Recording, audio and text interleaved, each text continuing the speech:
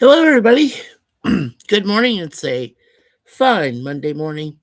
It is family day here in Canada. Yay! So the kids get an extra day off from school. How nice.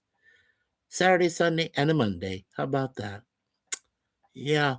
Well, I don't think you want to celebrate Family Day with about 20 inches of snow still on the ground and 6 inches due this coming Wednesday. Whee! Yeah, more snow. Yep, lots of fun here in the GTA. But of course, we're over here in Scarborough, Southwest, or just Scarborough. And of course, it's myself and my beautiful Suzanne watching the chat. And our beautiful babies, Deja Vu and Moon Pie, resting, relaxing. And of course, today is Monday. So you know what that means. Get smart. Yeah.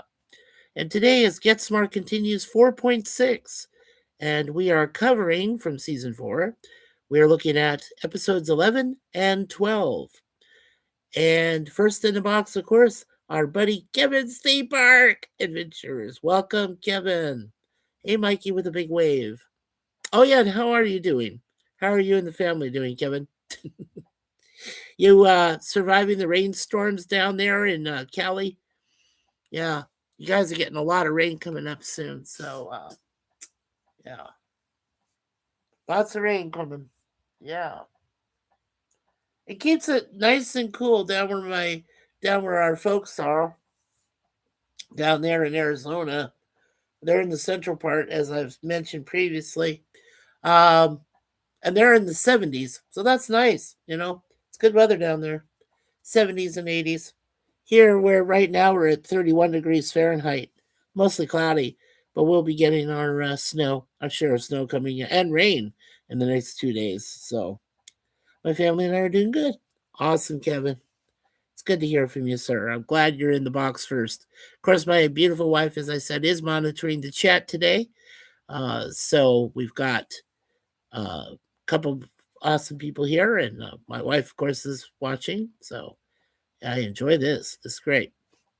Okay, before I get started, I do want to let you know from now on, we will be up until my wife has her surgery, and then afterwards we are just going to go ahead and finish out Get Smart completely, and then we'll try to do these Mops Project live streams every Sunday now, and it's going to be at 5 p.m. Eastern. That was a good time for us yesterday. Now, dumb old me here uh, had the you know got got not really stupid, just kind of what's the word? Just kind of forgetful. That's probably better. I got forgetful. I rehearsed the show with my beautiful wife Suzanne, and she was on camera. Now you should check it out. We did do a 15-minute segment real quick, but my wife is right up there, and she's sharing the screen with me on the StreamYard. So that was really awesome. But we did a whole hour or something, and then I realized, whoops, I forgot to go live. And I said, "Oh my lord!" Yeah, I went in and did my whole spiel about Greece and Sound of Music, and then I realized, oh my gosh, honey, we didn't go live, but that's okay. We made a little bit of a recovery. We did about 15 minutes. We each gave our own grades on each movie and musical, and that was fun. And those are two of our favorites, and we really enjoyed them. So yeah.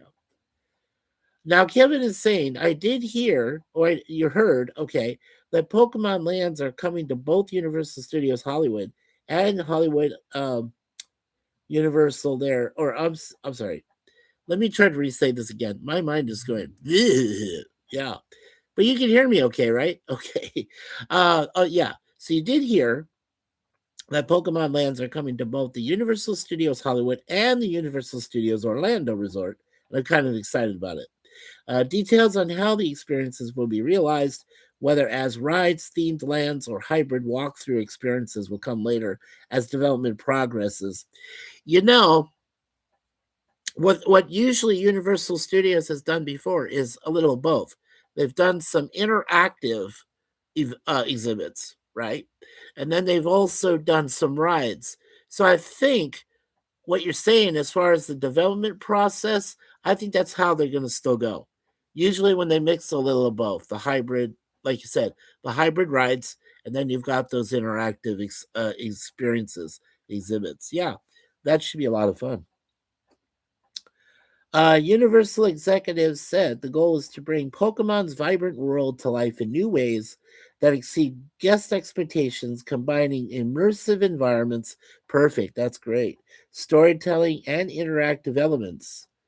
And then Universal has not yet revealed specific ride names, lands, or opening dates. The announcement confirms Pokemon is becoming a permanent part of the Universal theme park. Well, Pokemon has always been a fixture, right, of not only Japanese pop culture, but also worldwide pop culture. Yeah, because it did start, remember, it started in Japan, right? And then it moved on. And then it became a whole wide worldwide phenomenon. Now the one downside was when they used, you remember when they used to put find the Pokemon ball app, right, on phones and things like that, people would get unnecessarily unalive.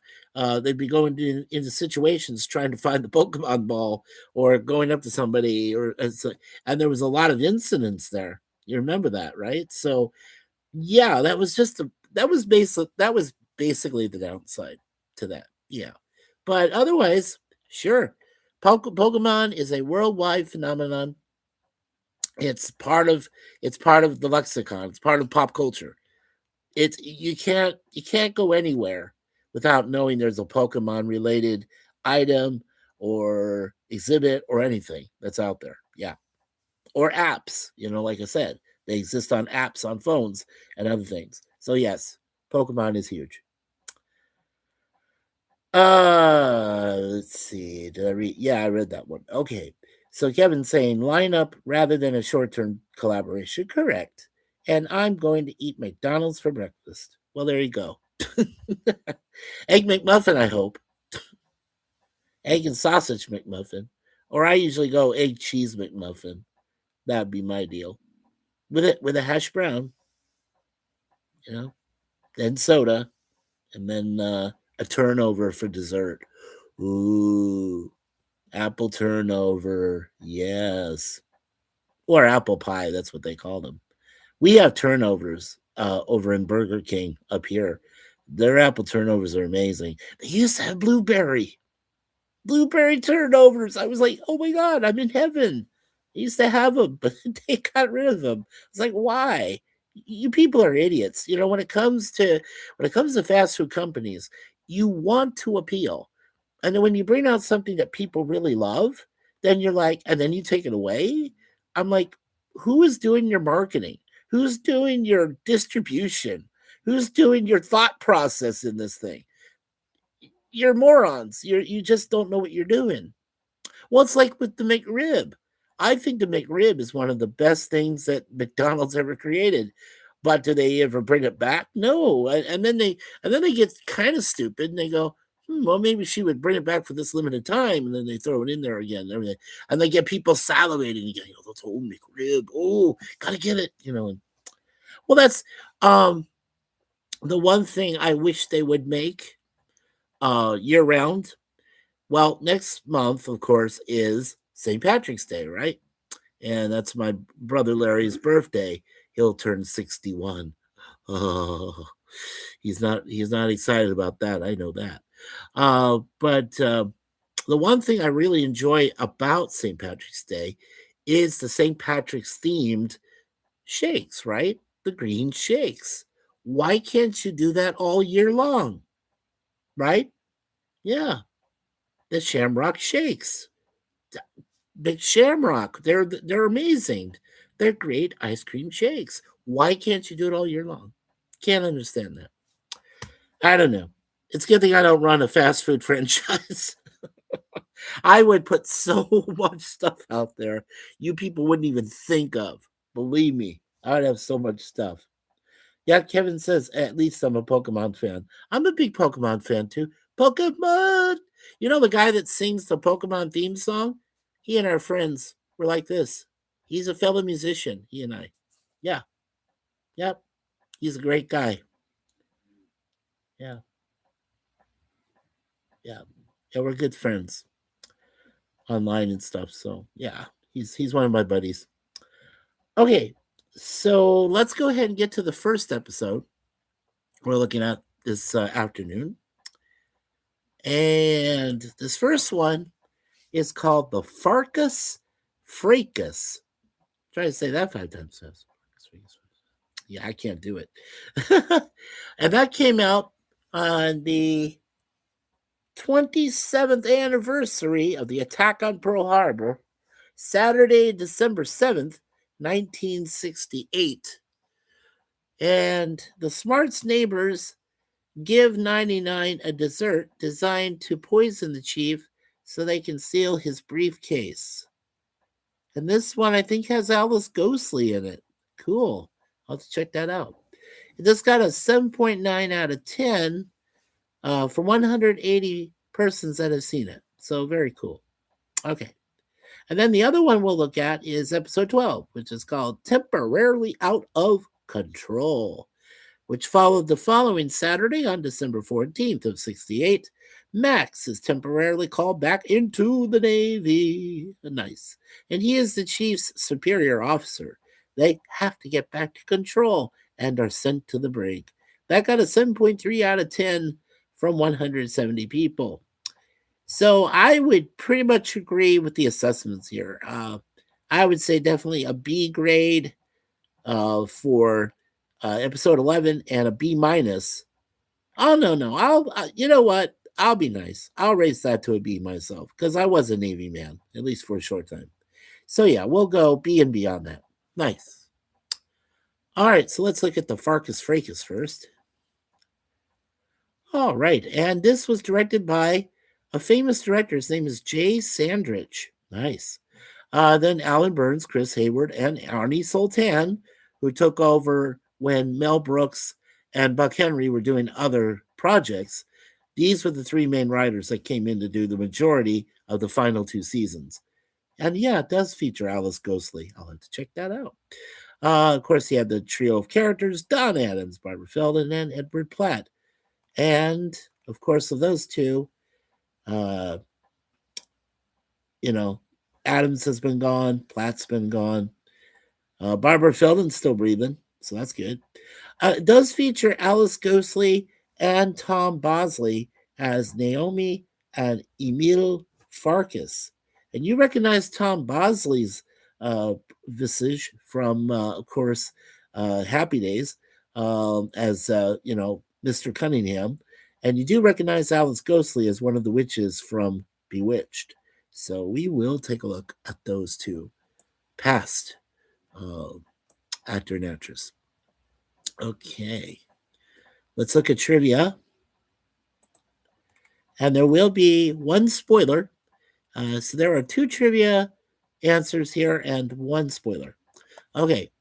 While the idea of the bickering neighbor was long a comic staple, the Farkas' exchanges appear to be directly patterned after the original radio show, which was called The Bickersons, starring Francis Langford and Don Amici. That's a good one, The Bickersons. You should check it out. If you can find older episodes of it on YouTube, very cool. This is the first episode that reveals the new decorating scheme in Max's apartment. You mean uh, Agent 99's decorating? Max does not decorate. I'm sorry. That's a misnomer there in that line. Okay. Possible spoilers. Intentional or not, there is a similarity to the plot of Rosemary's Baby. The Smarts have a new nosy neighbor, and when they have no dessert to offer the chief, Mrs. Farkas brings over her chocolate mousse to Agent 99, who is just grateful to be able to offer the chief of the dessert. However, Mrs. Farkas, a chaos agent, has poisoned the chocolate mousse, just as Minnie Castevet brings over tainted chocolate mousse for Rosemary and Guy's special dinner as they try to get pregnant with their first child. Wow. That's probably a good comparison right there. Yeah. Okay, so let's look at the The okay, no soundtracks. As you know, still filmed at Paramount. There we go, Paramount Studios. All right, so now let's take a look at Tom Bosley, Mini Bio, and Alice Ghostly. Let's go with the ladies first. Let's go with Alice. Okay. Now, unfortunately, we did lose Alice in 2007. She was a part of The Graduate, of course, which featured, Dustin Hoffman and Anne Bancroft. And she's an actress. She was actress in soundtrack. Okay. Whether portraying a glum, withering wallflower, a drab and dowdy housewife, a klutzy maid, she was also a klutzy witch in Bewitched, or a cynical gossip, an eccentric character comedian, Alice Ghostly, had the ability to draw laughs from the skimpiest of material with a simple fret or whine, making a name for herself on the Tony winning Broadway stage. Her eternally forlorn looks later evolved as an amusingly familiar plain Jane, presence on TV sitcoms and in an occasional film or two during the 50s, 60s, and 70s.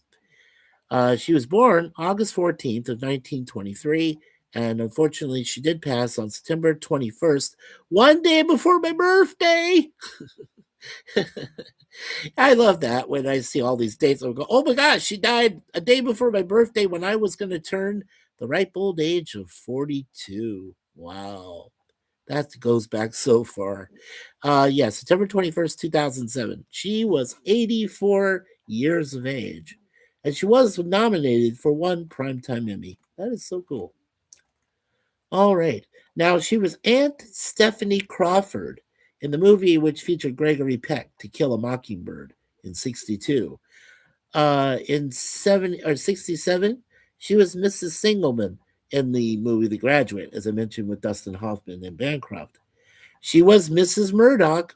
Yep, we just mentioned this. We did mention her name last night briefly when I found out it wasn't live, but she was Mrs. Murdoch in 1978 in the great musical Grease, and then in the TV series Designing Women. Wow, which had Burke. I forget her first name, but also had Annie Potts was in it, and she was Bernice Clifton from 1986 to 1993. She did 48 episodes of Designing Women. That is so cool. All right. The last thing that we have recorded here in her IMDb background file, the last thing she worked was Mothers and Daughters, where she plays a doctor. That was in 2006. So very cool. And I'm curious to see how many episodes she did of Bewitched. So I'm going to take a look at that.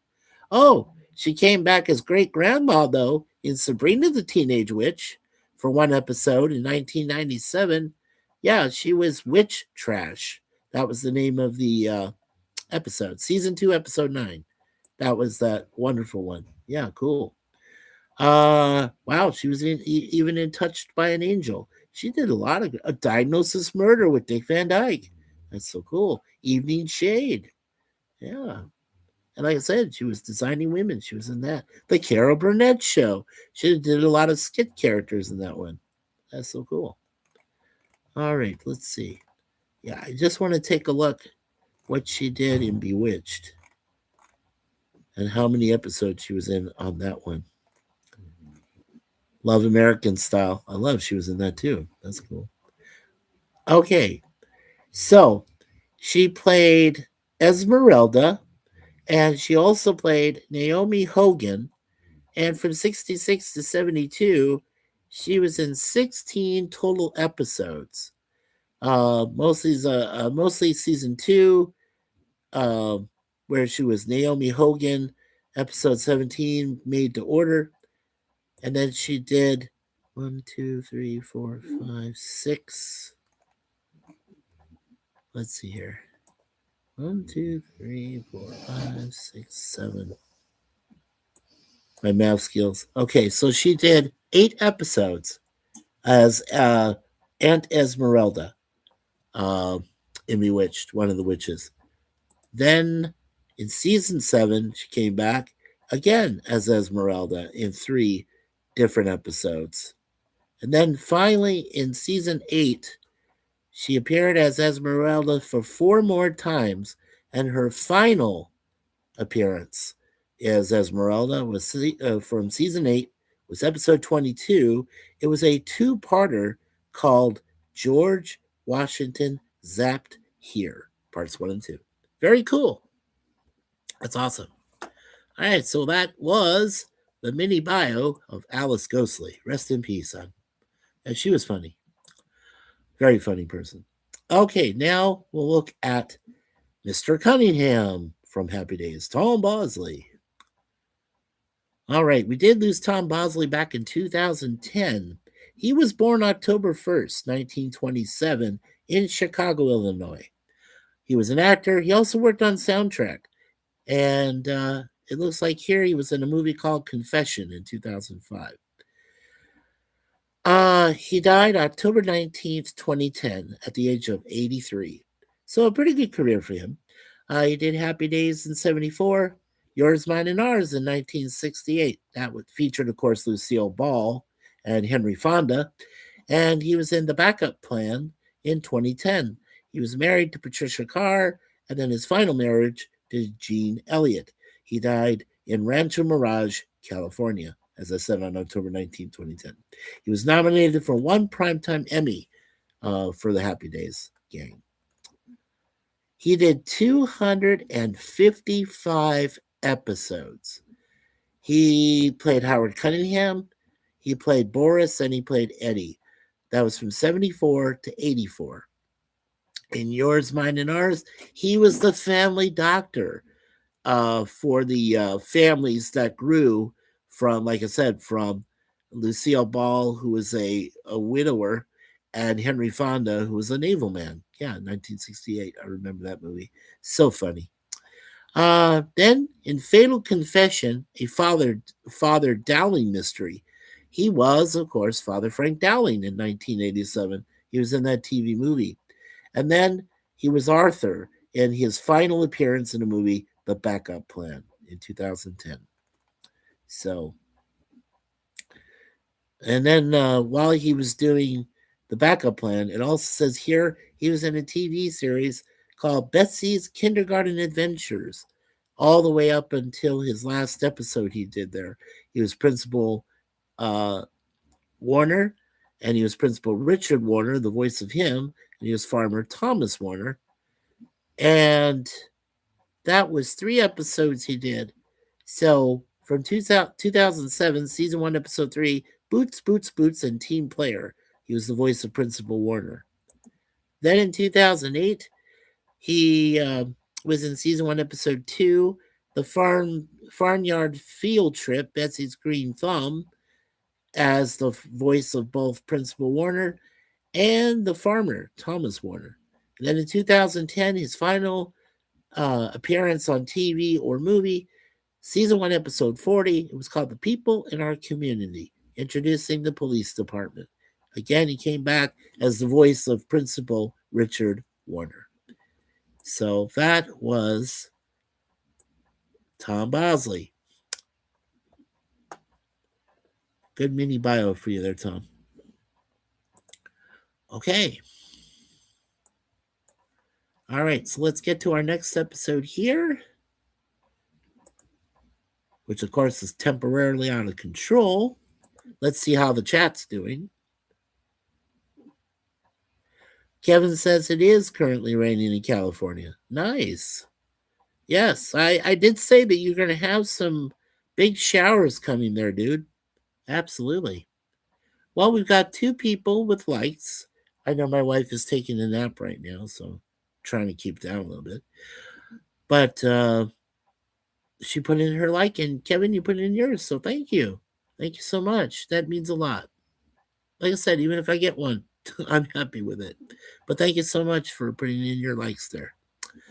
All right, so let's get to the next episode. And the director of this one was James Comack. Oh, no, James, no, James. Yes, I know. He was the photographer and the guy in, the courtship of Eddie's father. They're going to mention that. You know they are. So if I see that, I ain't going to say it. But I already know about James Comack. Oh my God. I'm just so glad he's gone. Jeez.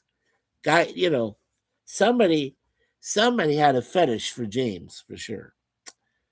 Okay.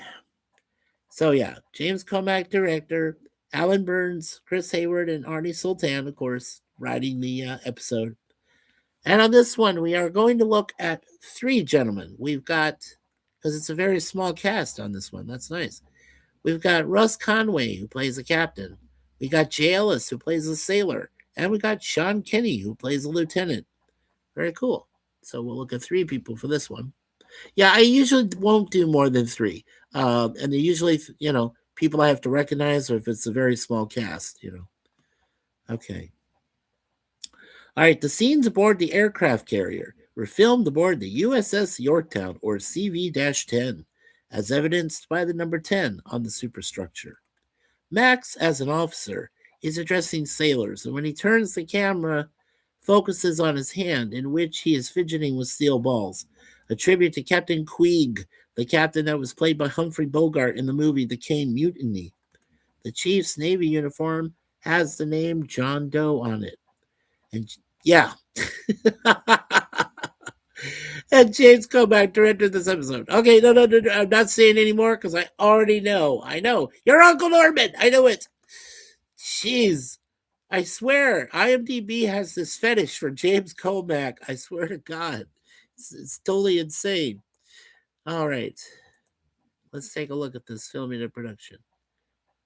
Okay, like we said, Paramount Studios, but when they did, that was the exteriors.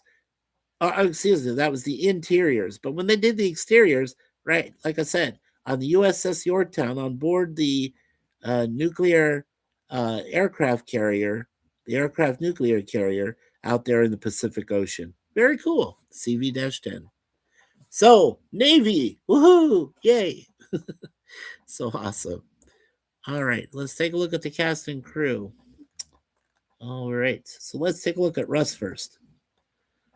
Okay, Russ Conway. He did pass away on in 2009. He was in a B movie horror film called The Screaming Skull in 1958, as a for instance. Okay, he was born on April 25th, 1913, in Brandon, Manitoba, Canada. Suzanne and I drove through the town of Brandon, and we got the very last room there when they were having the wildfires that were going on around the First Nation. Yeah, we got the last hotel room. Yeah, in the whole town. We were lucky, but there was a family of four behind us. If we had been more cordial, I think we would have offered them the room and we could have just moved on. But we were tired. I was driving across Canada by myself and it was hard. So he was an actor. Well, what would you have done in that situation? I don't know. He was an actor known for Whatever Happened to Baby Jane in 1962. Our Man Flint, one of those great, you know, uh, yeah, one of those great spy movies in 1966, and Richard Diamond, Private Detective in 1956. He was married to Muriel Idell Morrison, and he died on January 12th, 2009, in Laguna Hills, California. He died at the age of 95. So he had a good career.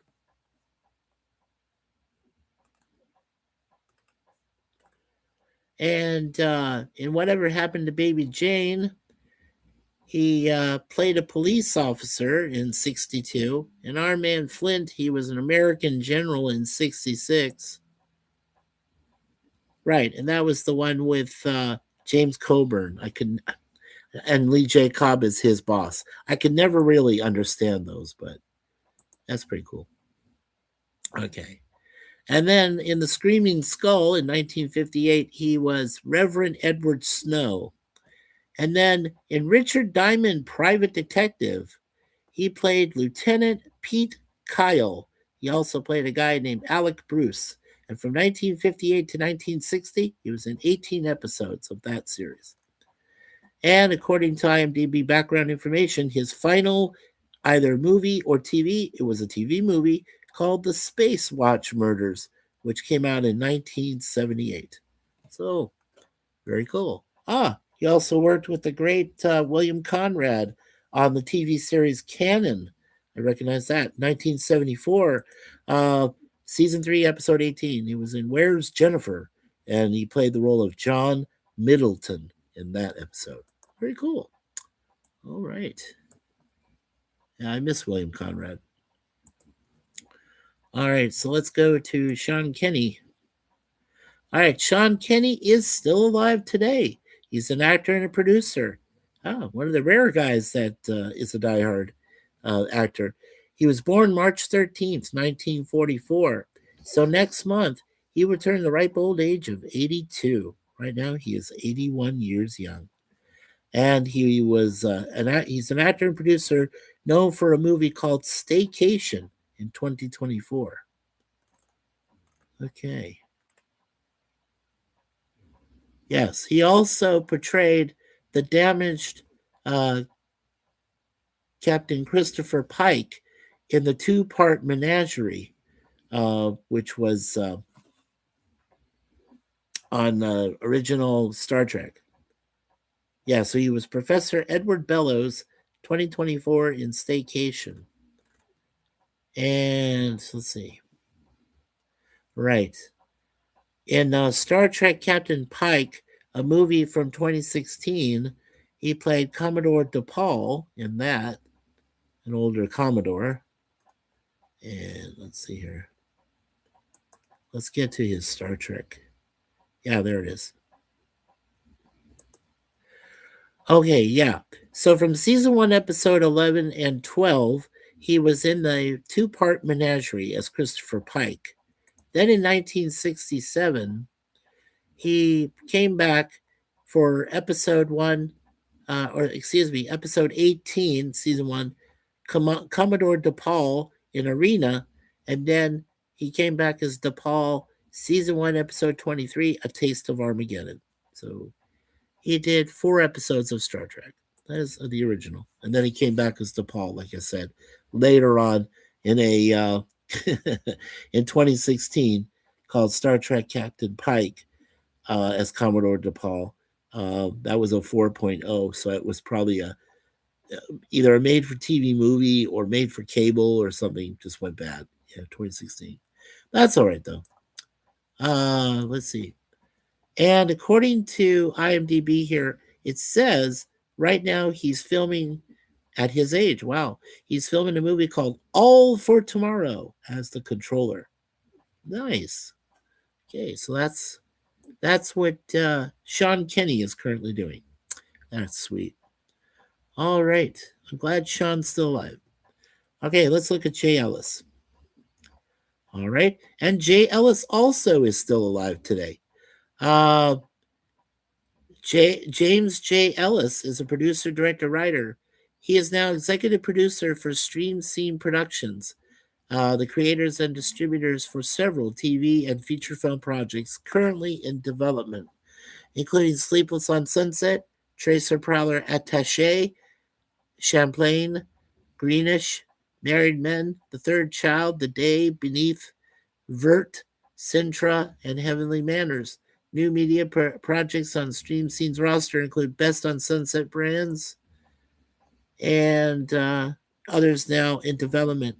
He was born in Los Angeles near the end of World War II to a normally, no, there's no normal. Whoops. Okay. To a nominally middle class.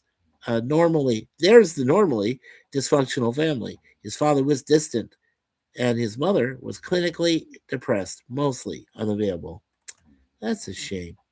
But that's all that he once mentioned about him. So, I totally concur with Jay on that one. Jay Ellis. Okay. And like I said, he worked as the sailor on this one episode of Get Smart.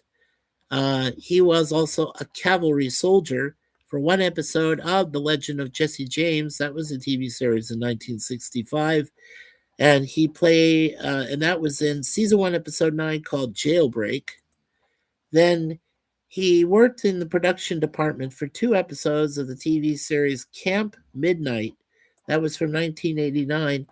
And he was the production associate, uh, or associate producer, show 103 and show 104 from season 1. So episode 3 and episode 4. That was in 1989. And then on the dating game, he did appear as himself in that TV series for 1 episode in 1968. 1966, season 1, episode 41, and his name was Gardner McKay as himself. Nice. All right, there we go. So that is the career jailist so far. He's still around, so that's so cool. Okay.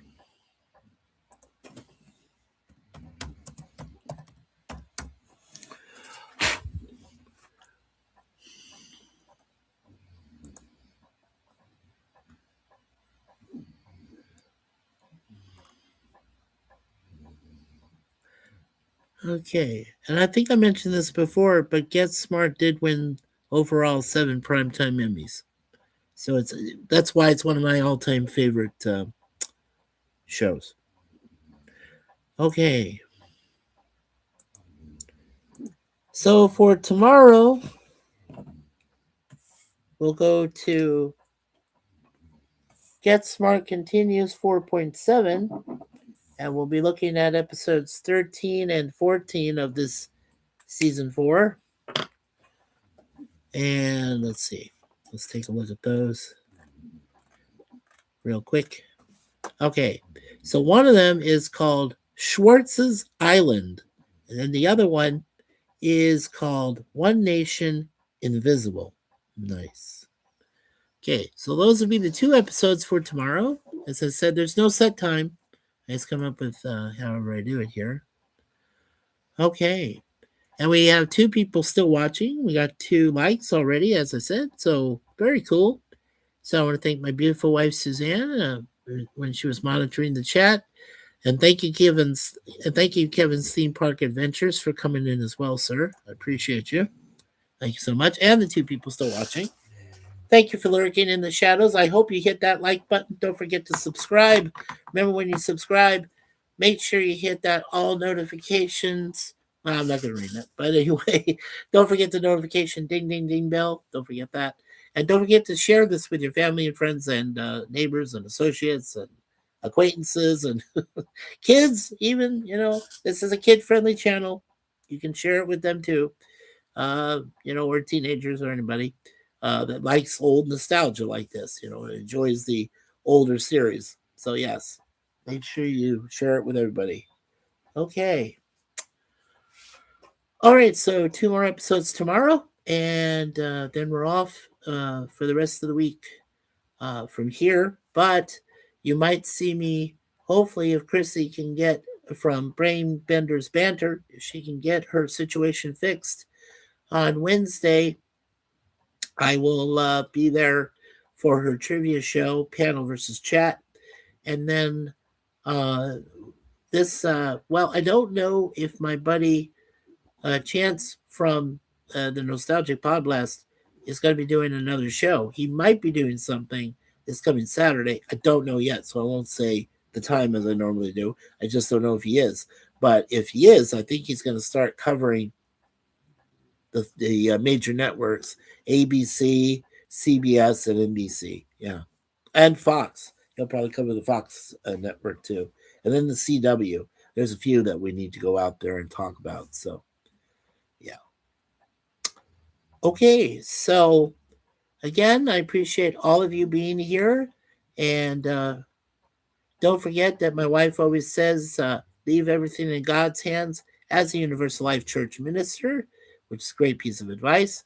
My brother Larry, who I know hopefully is back safely, he had his trip that he took to Barstow, California. That was one of his mystery places he went to visit with his family. So I hope you're back okay, Larry. And like I said, Larry, if you ever get a chance to have some free time, I would love to do the next MOPS project with you if possible after I do my own this next Saturday or Sunday, the following Sunday. I'd love to talk about Godspell and uh, and Jesus Christ Superstar with you. Two of my all-time favorite musicals and plays that are out there. Let's see. So he says, always be yourself. And then thank you again. Special thanks to brothers Jim and Matt Arnold, Jim's Landscape and Matt Arnold, for having me say, remember, you'll never know where you'll hear or see me next. So don't forget to hit that notification bell.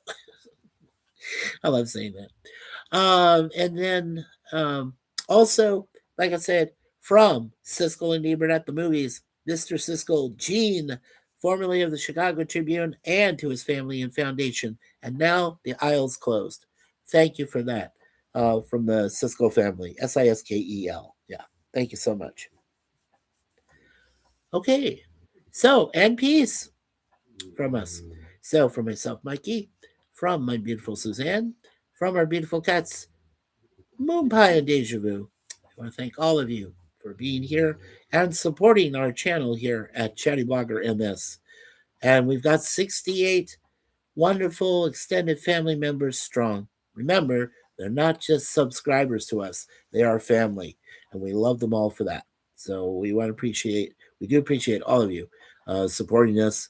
Like I said, for the next few weeks and after, I'm just going to solely concentrate on my other commitments, but I'm also going to concentrate on providing you folks with your essential 4 episodes each week, Monday and Tuesday, for Get Smart until we're finished. And then, of course, we'll get to those movies eventually. The Nude Bomb, Get Smart Again, and, of course, the reboot Get Smart in 2008 with Steve Carell. So, yeah, that should be a lot of fun. And then in the summer, as I said, I am hoping to plan on doing just solely this year, because I think next year I'll start with Enterprise. But I do want to go to the Star Trek fan films. And who better to ask than Jim's Landscape and Matt Arnold? And I want the two of them to do live streams with me as we discuss the 10 episodes of Star Trek New Voyages from James Cawley as Captain James T. Kirk. And of course, the 11 episodes that came after that from Vic Monona, who also plays Kirk. And of course, according to the fan theory that Vic created, episode 11, part 2 will lead right into Star Trek motion picture. So, very cool. Very cool. Alrighty. So, again, thank you all for being here. Remember, take care of yourselves this week. There are some serious storms coming up, so be careful out there. Be safe, and God bless you all. We'll see you next time on Chatty Blogger MS. That stands for Mikey Seuss. Yeah. Later, everybody.